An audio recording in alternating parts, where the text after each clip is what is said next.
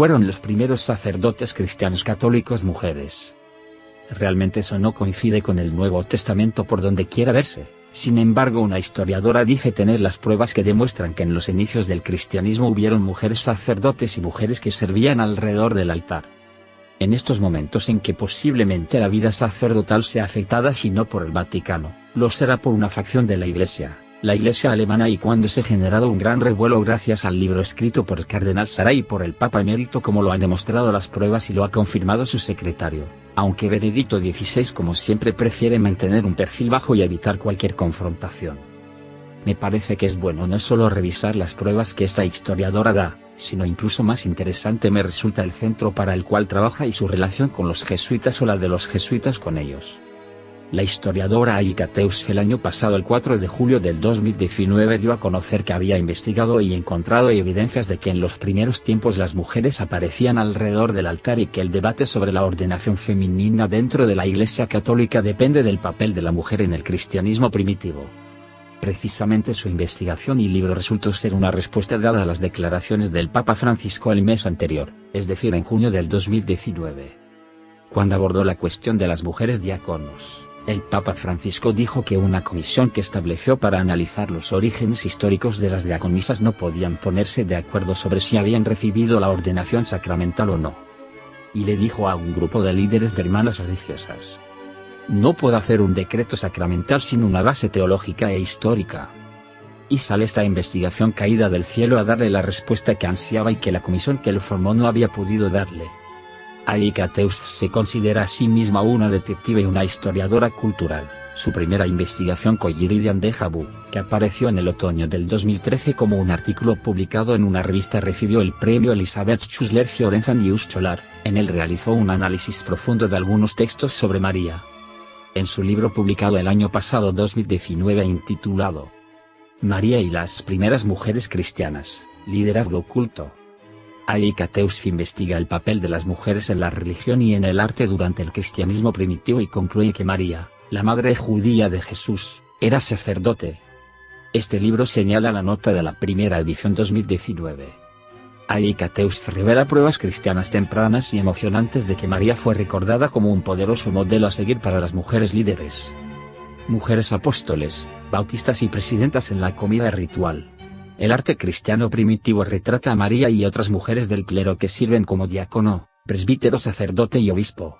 Además, los dos artefactos supervivientes más antiguos que representan a personas en una mesa del altar dentro de una iglesia real representan a mujeres y hombres en una liturgia de género paralelo dentro de dos de las iglesias más importantes de la cristiandad: la antigua Basílica de San Pedro en Roma y la segunda Santa Sofía en Constantinopla. La investigación de la doctora Teusf saca a la luz siglos de censura, tanto antiguas como modernas, y desacredita la imaginación moderna de que desde el principio solo los hombres eran apóstoles y clérigos.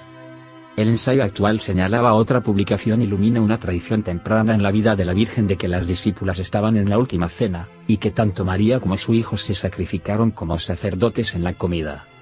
De acuerdo con este modelo eucarístico, los primeros autores cristianos en Oriente y Occidente describieron un cosacerdocio paralelo de género. Confirmando que este modelo era ortodoxo, los dos artefactos más antiguos que sobrevivieron para retratar personas alrededor del altar dentro de una iglesia real, ambas son de principios del siglo V. Aika Teusf comenta que no tuvo ninguna religión de niña y que cuando comenzó a estudiar a las primeras mujeres cristianas se dio cuenta de algo que los eruditos criados dentro de la iglesia no notaban y pasaban por alto. Descubrió que los primeros autores cristianos describían a María y a otras mujeres con marcados rasgos de autoridad litúrgica y sobre eso escribió. Señala que les sorprendió la censura que recibieron las mujeres tanto en los tiempos antiguos como ahora respecto al rol de la mujer en la iglesia primitiva. Profundizando en su investigación, ella encontró representaciones artísticas de los primeros cristianos en las que se ve a la mujer en el rol de sacerdotisa y asegura incluso de que un antiguo mosaico hallado en Roma muestra a la Virgen María con el atuendo propio de obispo. Teusf sostiene que la Iglesia Católica ha intentado siempre ocultar esas manifestaciones artísticas, y señala que el Papa Juan Pablo II fue uno de los principales opositores a la opción de que las mujeres pudieran ser ordenadas sacerdotisas del credo católico.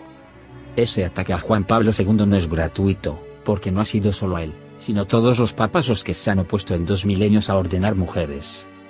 Luego vamos a entender el por qué este ataque a Juan Pablo II. Ella expuso esto en la Pontificia Universidad Gregoriana, universidad heredera y continuadora del Colegio Romano fundado por San Ignacio de Loyola. Es una universidad eclesiástica, confiada a la Compañía de Jesús, y por ello basada en el espíritu ignaciano. Creo que ya se van aclarando las cosas. Y no solo eso, sino que ella trabaja para el Wingard's Institute, un instituto como veremos que se presenta como un centro para la investigación católica. Sin embargo, todas sus investigaciones buscan darla contra los lineamientos católicos y sus investigaciones son una fuente importante que tienen en cuenta las universidades jesuitas como la Gregoriana y también otras como la Javeriana. Son los jesuitas en general que hace mucho tiempo se han puesto al margen de las enseñanzas de la Iglesia y buscan un cambio que hagan a la Iglesia católica más parecida a las sectas y a las iglesias protestantes. Para cerrar lo que respecta a San Juan Pablo II, es conocido que durante su pontificado, él no tuvo buenas relaciones con los jesuitas ya que para muchos ellos desviaron su camino de la senda ignaciana para seguir la de Pedro Larrupe, quien fuera su padre general entre los años de 1965 y 1983, quien arrastró a la Compañía de Jesús por corrientes modernistas. De él sus detractores dicen que si un vasco había fundado a la Compañía de Jesús, la orden de los jesuitas refiriéndose a San Ignacio de Loyola. Otro vasco los iba a destruir, refiriéndose a Pedro Larrupe. Hoy los jesuitas lamentablemente más que hijos de Loyola son los hijos de Pedro Larrupe. Por el año de 1987 Juan Pablo II decidió reconciliarse con la Compañía de Jesús, invitando al entonces superior general de los jesuitas, el padre Peter Hans Kolbenbach, a predicarle ese año los ejercicios espirituales a él y a toda la curia romana. Por eso decía que ese ataque al San Juan Pablo II que ella hace no eran gratuitos, sabiendo para quién trabaja. Las imágenes en que ella sustenta su tesis son: primero, una imagen que según ella es uno de los dos artefactos más antiguos que retratan personas en el altar en una iglesia real y se encuentra en la Basílica Ortodoxa de Santa Sofía, antiguamente Constantinopla, hoy Estambul, Turquía, que está frente a un sarcófago de piedra.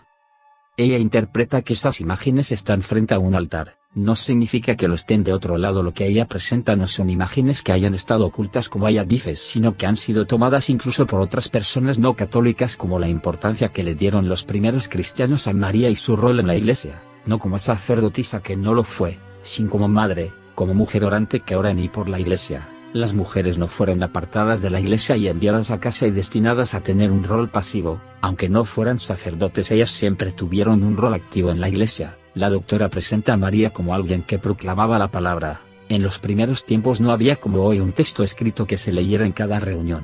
La tradición oral primó en los primeros tiempos y María como Madre del Señor cada vez que hablaba de su Hijo obviamente proclamaba la palabra porque Jesucristo es la palabra de Dios, pero no lo hacía en el rol de sacerdotisa sino como la madre que habla del Hijo.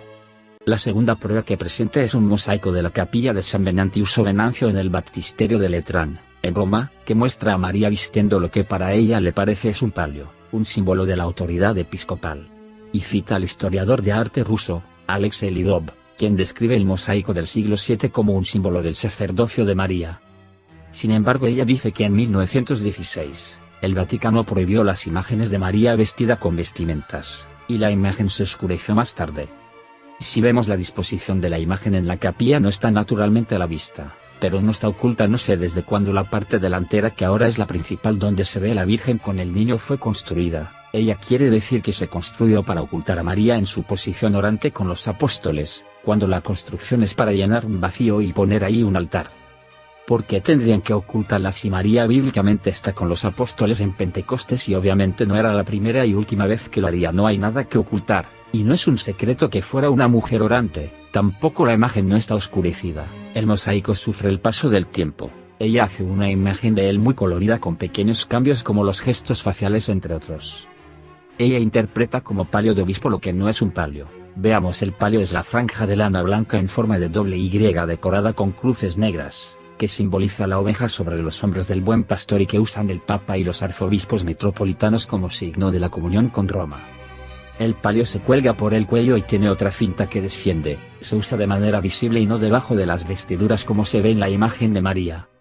Lo que ella usa podría ser una estola que usan los sacerdotes y obispos, pero tampoco lo es.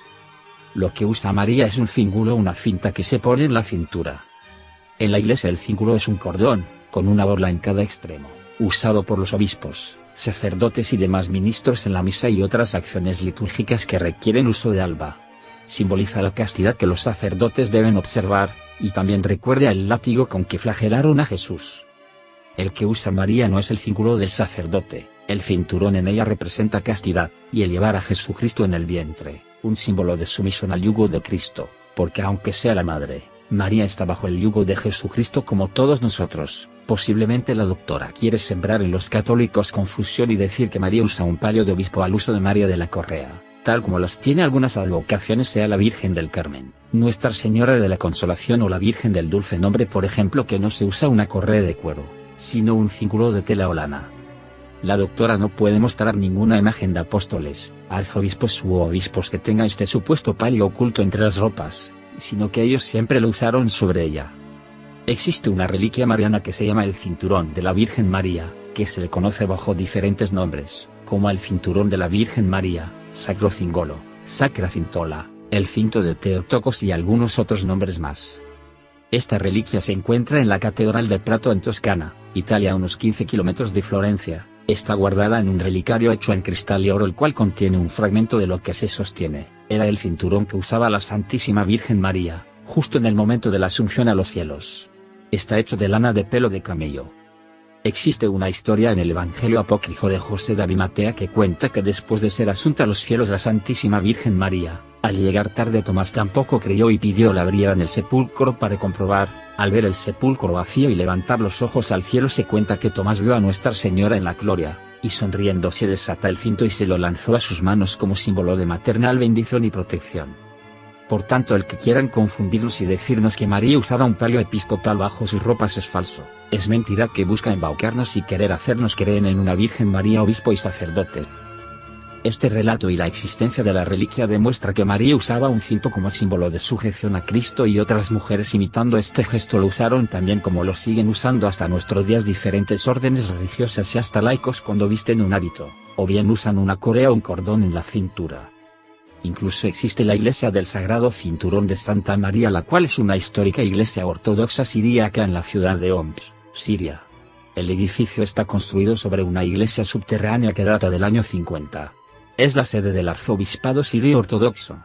Según la tradición local, la iglesia contiene el cinturón o correa de la Virgen María, la Madre de Jesús. Cuando llevaron las reliquias de Santo Tomás a Edesa en el siglo IV también llegó el cinturón, por eso la doctora Aikateus habla de pruebas de imágenes a partir del siglo IV, y se entiende que con este dato se representará a la Virgen con un cinturón que ella quiere interpretar como palio episcopal. El cinturón fue cortado en múltiples ocasiones, pero se conserva una reliquia en Moscú, otra en Italia y en Georgia.